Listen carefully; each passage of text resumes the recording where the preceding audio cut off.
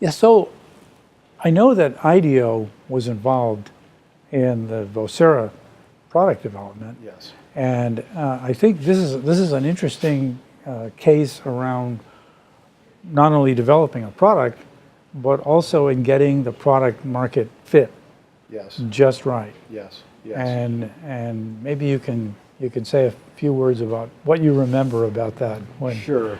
you were at IDEO. We've been talking a lot about sources of inspiration. The inspiration for the Vocera badge was actually Star Trek: The Next Generation, which was a TV show that was on right when Vocera was created. Oh, Captain that Picard would makes touch his badge right. and speak to Commander Riker or whatever. That was their inspiration.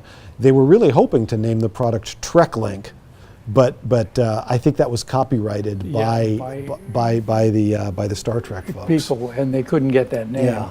But that's interesting. Yeah. I didn't realize that was the initial inspiration Yes. for it. Now, you have to remember, this is 16, 17 years ago. A lot of things were very new. Cord elimination technology like Bluetooth was relatively new. And I know this sounds crazy, but Wi-Fi was new. And speech recognition was relatively new.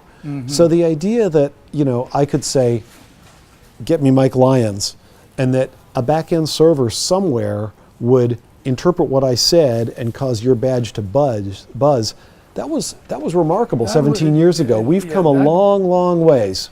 That was a very sophisticated product concept. Yes. Without a lot of underlying existing stuff. Yes. You could use to quickly build something like Yes, yes. Now, talking about product market fit for Vocera, Mike, I think this speaks to this general idea that I hope all of the students in this class will support and will continue to chase after, which is it is just as important to talk honestly and unsentimentally about failures and where you went wrong as it is about successes. Everybody loves to avoid talking about failures. Everybody loves to bask in the glow of successes. Uber's $70 billion valuation, whatever. Okay. I urge your students, first of all, to interview entrepreneurs who are willing to be honest about failures they've had. And I think what they'll discover is a lot of times what you're doing, assuming you have a good idea, assuming you've identified a real opportunity in terms of customer need, I think what your folks will discover a great deal of the time is you've misjudged a technology, you've misjudged a scale or the pacing of a business opportunity, you've misjudged market timing, or you've had an unexpected event occur that completely shifts your value proposition. And I know those sound relatively vague, but what's an example? We bet on Bluetooth, and we should have bet on Wi-Fi.